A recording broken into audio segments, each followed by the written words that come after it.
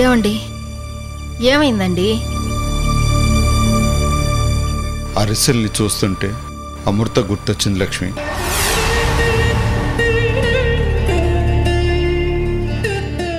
అరిసెలంటే తనకు అంత ఇష్టం నీకు తెలుసు కదా. చిన్నప్పటి నుండి దానికోసం దగ్గరుండి నీతో చేపించేవాడిని. గుర్తుందా లక్ష్మి? ఎలా మర్చిపోతానండి? అది హాస్టల్కి వెళుతున్న ప్రతిసారి దానికోసం నాకు ఓపిక లేకపోయినా పట్టుబట్టి మరీ చేయించేవాళ్ళు. అరిసెలు నాకొద్దు లక్ష్మి, నేను తిన్నా. వాటిని తీసుకెళ్ళి అసలు ఇంకెప్పుడు ఈ ఇంట్లో అరిసెలు చేయకు. ఏంటండి మీరు? దానికి ఇష్టమైనవన్నీ తినకుండా వదిలేసుకుంటామా? ఏంటో లక్ష్మి, ఎంత మర్చిపోదామన్నా నా వల్ల కావడం లేదు. క్షణం క్షణం అమృత అనే గుర్తుకొస్తుంది లక్ష్మి. ఒకప్పుడు అది ఇక్కడే పుస్తకాలు ముందేసుకొని కూర్చొని ఉంటే, ఏమ్మా ఏం చేస్తున్నావురా అంటే, హోంవర్క్ చేస్తున్నాను నాన్న అనేది. హోంవర్క్ అంటే ఏదో గొప్ప పని అనుకొని ఉబ్బి తబ్బి పోయి ఊర్లో వాళ్ళందరికీ గొప్పగా చెప్పుకునేవాడిని లక్ష్మి.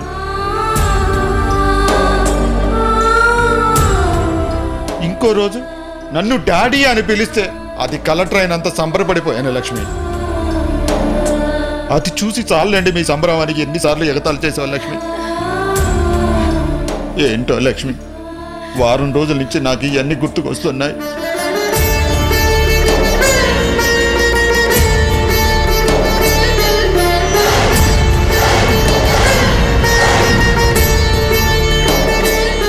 ఆ రోజు ఆవేశంలో అమృత నువ్వు చచ్చిపోయావా అన్నానే గాని మనసులో మాత్రం దాని జ్ఞాపకాలు నన్ను చంపేస్తూనే ఉన్నాయి లక్ష్మి.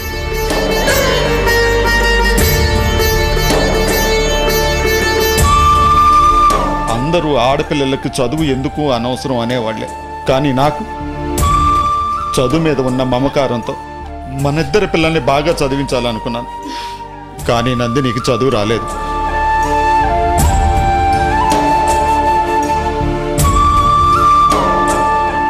అమృత చదువులో పైకొస్తుంటే తండ్రిగా నేనెంతో గర్వపడ్డాను. ఆడపిల్లకి చదువు అలంకారం అనుకున్నానే కానీ ఆ చదువు వల్ల సొంత నిర్ణయాలు తీసుకొని నన్ను ఇలా మోసం చేస్తుందని ఊహించలేకపోయాను లక్ష్మి.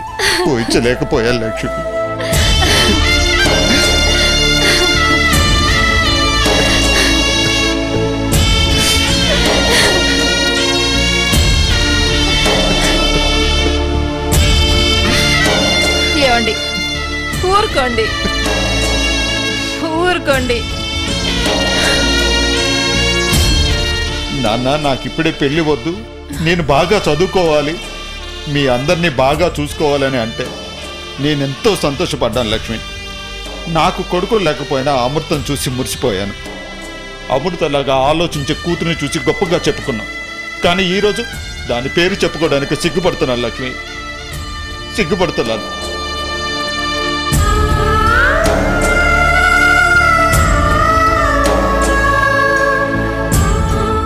మొన్నటిదాకా తలెత్తుకు తిరిగిన నేను ఇప్పుడు అవమానంతో తల దించుకొని తిరుగుతున్నాను లక్ష్మి.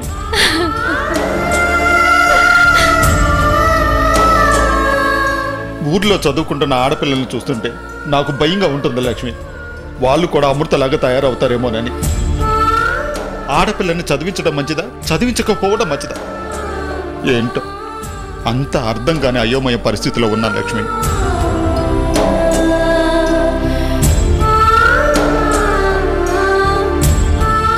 లక్ష్మి, ఆ రోజు అబ్బాయితో మాట్లాడడం చూసి ఇంటికొచ్చి నేను చాలా బాధపడ్డాను.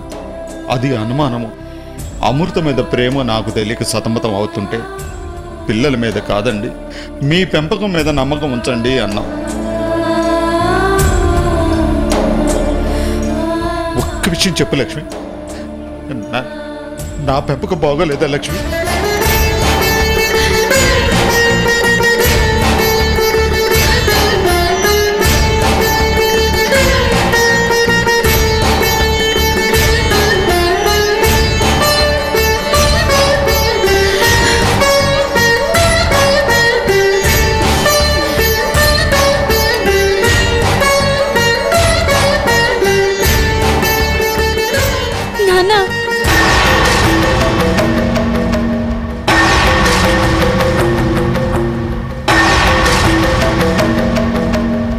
నాన్న, అక్క పొగటిని నీ పేరు పరువు ప్రతిష్టల్ని నేను నిలబెడతాను నాన్న.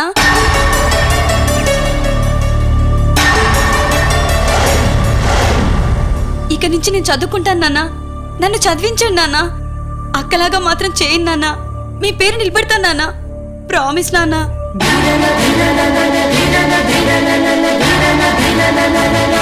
కంటికి రెప్పలా పెంచిన మీ కంటిని పొడిచే పాడు పని నేను ఎప్పుడు చేయను నాన్న. నేను మీ కూతుర్ని నాన్న. ప్రామిస్.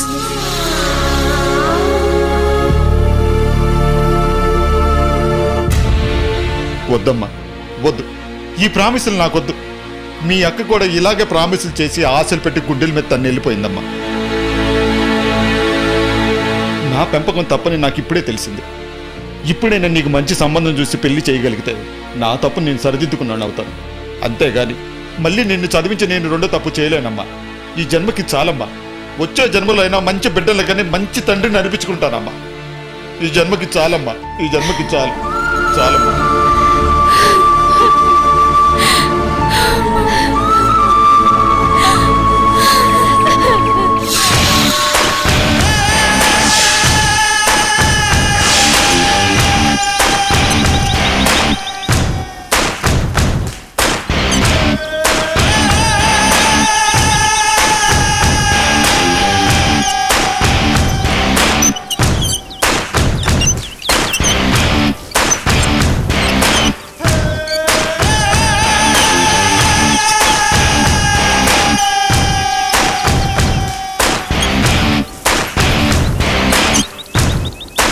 వికాస్, చాలా ఘోరం జరిగిపోయిందిరా. అమృత వాళ్ళ ఊరికి వెళ్ళాను. వాళ్ళ అమ్మా నాన్న తన ఇంట్లోంచి బయటికి గెంటేశారు. నేను జరిగింది మొత్తం చెప్పాను, కానీ ఒక్కరూ నమ్మడం లేదు. అందరూ అపార్థం చేసుకున్నారు. నేనే అమృతని పెళ్లి చేసుకున్నాను అనుకుంటున్నారా? రే, ఆ రోజు నువ్వు నా వెంటొచ్చుంటే కనీసం నీ మాట వినైనా వాళ్ళు కన్విన్స్ అయ్యేవాళ్ళు. ప్రాబ్లం అంతటితోనే సాల్వ్ అయిపోయాయి. నువ్వు ఇక మాట్లాడుకో. అయినా ప్రాబ్లమ్ని అనవసరంగా ఎక్స్టెండ్ చేస్తున్నావు. అయినా నాకు లేని తిట్ట నీకెందుకురా? రే, ఏంట్రా నువ్వు మాట్లాడేది? ఆ అమ్మాయి లైఫ్ స్పాయిల్ అయిపోయిందిరా. అమృత గురించి వాళ్ళ అమ్మా నాన్న ఎంత బాధపడుతున్నారో నీకు తెలియదురా. తప్పు చేసిందని కన్న కూతుర్ని కూడా ఇంటి నుంచి వెళ్ళగొట్టారంటే వాళ్ళు ఎంత పరువుగా బ్రతుకుతున్నారో ఒక్కసారి ఆలోచించరా. కానీ అమ్మాయి ఎలాంటి తప్పు చేయలేదు. తప్పు చేసింది మనం. హాస్టల్ నుంచి వెళ్ళగొట్టారు, ఇంటి నుంచి వెళ్ళగొట్టారు. తన చదువు కూడా నాశనం అయిపోయిందిరా. తన జీవితం దిక్కు ముక్కు లేకుండా రోడ్డు మీద పడిపోయింది. దానికి కారణం నువ్వు నేను, మన ఇద్దరమేరా. తన రెస్పాన్సిబిలిటీ మన ఇద్దరిది. కానీ నువ్వు ఇలా ఇర్రెస్పాన్సిబుల్ గా బిహేవ్ చేస్తావని నేను అస్సలు ఊహించలేదురా. నీతో ఫ్రెండ్షిప్ చేసినందుకు ఫస్ట్ టైం గిల్టీగా ఫీల్ అవుతున్నాను రా.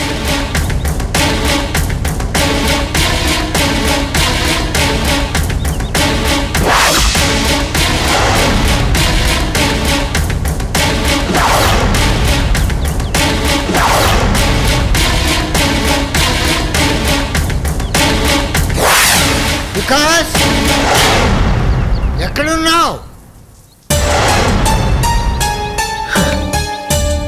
ఇప్పుడు నన్నేం చేయమంటావు? రే, మన ఇద్దరం కలిసి తను ఎక్కడుందో వెతికి హెల్ప్ చేయాలి. అరే సాగర్, నువ్వెప్పుడు వచ్చావు? ఇప్పుడే వచ్చాను తాతయ్య. అవును, ఆ అమ్మాయి ఇంటికి వెళ్తానన్నావు, ఏమైంది బాబు? అది వెళ్ళాను తాతయ్య, కానీ వాళ్ళు నన్ను నమ్మలేదు. కొట్టి పంపించారు.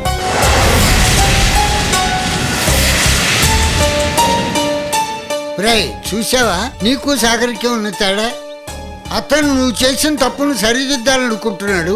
నువ్వు నిర్లక్ష్యంగా పట్టించుకోవడం లేదు. తాతయ్య సారీ, ఇది మా పర్సనల్ విషయం. ఇంతటితో మీరు వదిలేయండి. సరే, నన్ను హాస్పిటల్ దగ్గర వదిలేద్దు గానిరా. నేను రాను. అదేమిట్రా? అదంతే. కావాలంటే సాగర్ని తీసుకెళ్ళు, వాడికి డ్రైవింగ్ బాగొచ్చు.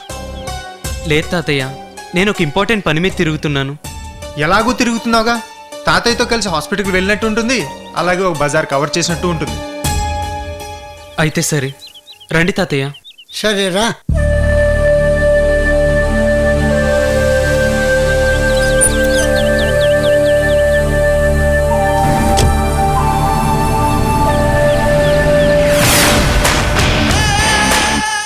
ఈ సాగర్ గాడు నాకు శనిలా తగిలాడేంట్రా బాబు. గాలికి పోయే కంపని తగిలించుకున్నట్టు వాడు అమృత చుట్టూ తిరుగుతూ నన్ను ఇరికించాలని చూస్తున్నాడు. వాడిని త్వరగా వదిలించుకోవాలి.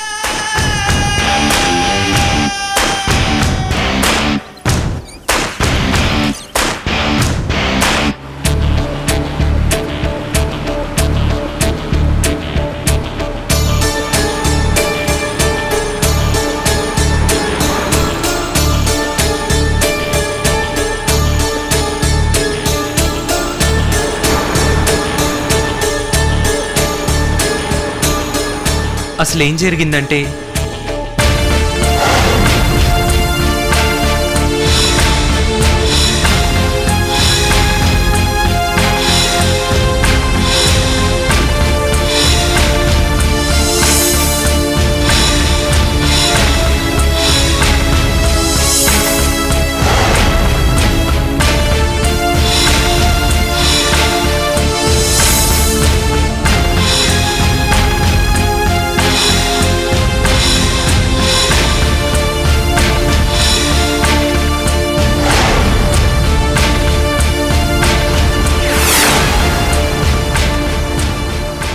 అది తాతయ్య జరిగింది.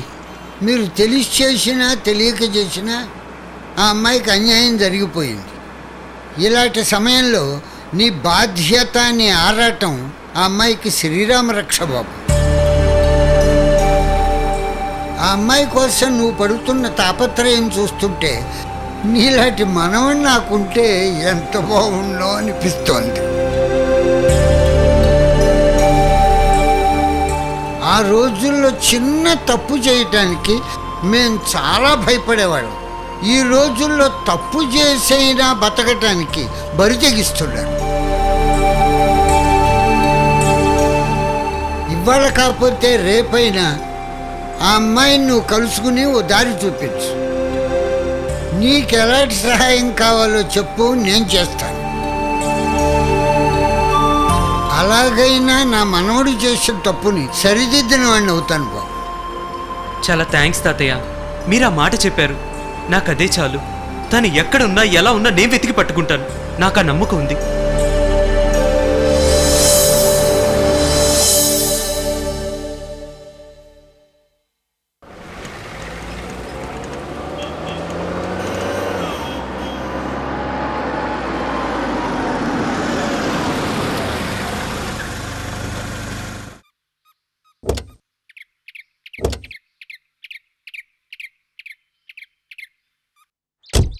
తాతయ్య, ఇప్పుడు మనం వెళ్తున్నది మొన్న బ్యాంకు పని మీద వెడుతుంటే రోడ్డు మీద పరధ్యానంగా వెడుతున్న ఓ అమ్మాయి నా కారు కింద పడింది.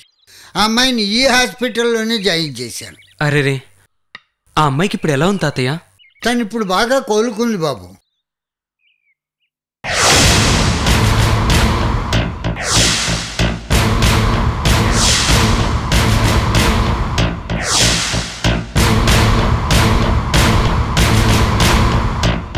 ఇదిగో ఈ అమ్మాయి. ఇక్కడెవరూ లేరు తాతయ్య. అరే, ఎక్కడికి వెళ్ళింది అమ్మాయి? ఎవరండి? అమ్మా నరసమ్మ, ఈ బెడ్ మీద ఉన్న అమ్మాయి ఇది వెళ్ళిపోయిందండి. వెళ్ళిపోయిందా? అవునండి, పొద్దున రౌండ్స్కి వచ్చిన డాక్టర్ గారు చెక్ చేసినప్పుడు అలాగా?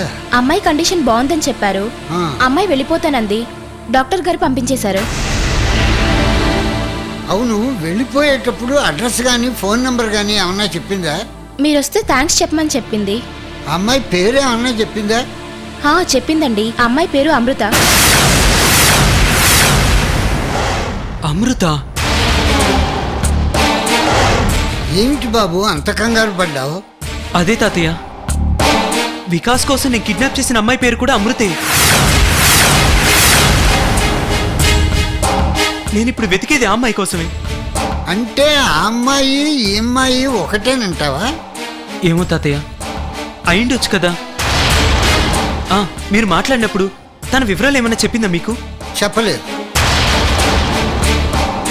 నేను తన అమ్మా నాన్నని గురించి అడిగితే చాలా బాధపడింది. వివరాలు మాత్రం చెప్పలేదు.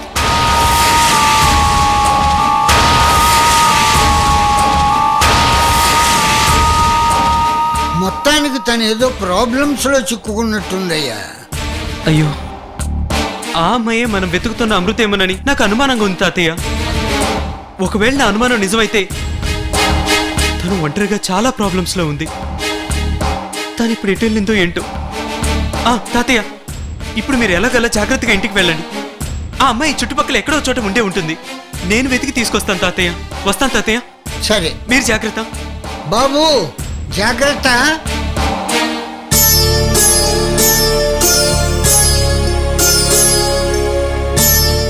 భగవంతుడా, ఈ అమ్మాయి అమృత అయితే తనకి ఎలాంటి కష్టం రాకుండా చూడు తండ్రి. బావా, కృష్ణమూర్తి బావా, ఎక్కడున్నా బావా? ఏంటన్నయ్యా, ఏమైంది? అది బావతో మాట్లాడాలమ్మా. ఎక్కడున్నాడు? లోపలున్నారు. ఏమండి, అన్నయ్య వచ్చారు. వస్తున్నా. బావా, నీతో ఒక ముఖ్యమైన విషయం మాట్లాడాలి. బావా, నీకింత ముందు చెప్పాను, కానీ ఇప్పుడు చెప్తున్నాను. ఆ ముఖ్యమైన విషయం అమృత గురించగా. నా దృష్టిలో అది ఎప్పుడో చచ్చిపోయింది, అంతే. అది కాదు బావా, నేను చెప్పేది విను. నేనేం వినను బావా. అమృత గురించి సాక్షాత్ ఆ దేవుడి దిగి వచ్చి చెప్పినా సరే నేను విన్నాం. అమృత అమృత అమృత, నేను వచ్చింది అమృత గురించి చెప్పడానికి కాదు బావా. మన తూర్పుపాలెం బైపాస్ రోడ్లో పోయిందిగా, ఆ విషయం కోర్టులో కేసు నడుస్తుంది కదా. అవును. ఇంకో 4 రోజుల్లో ఆ కేసు హీరింగ్ అట. లాయర్ ఫోన్ చేస్తే విషయం చెబుదామని పరిగెత్తుకుంటూ వచ్చా.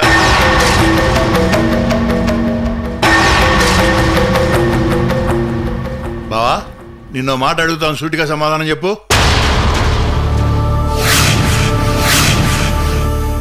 అమృతను మర్చిపోలేకపోతున్నావు కదా బావా?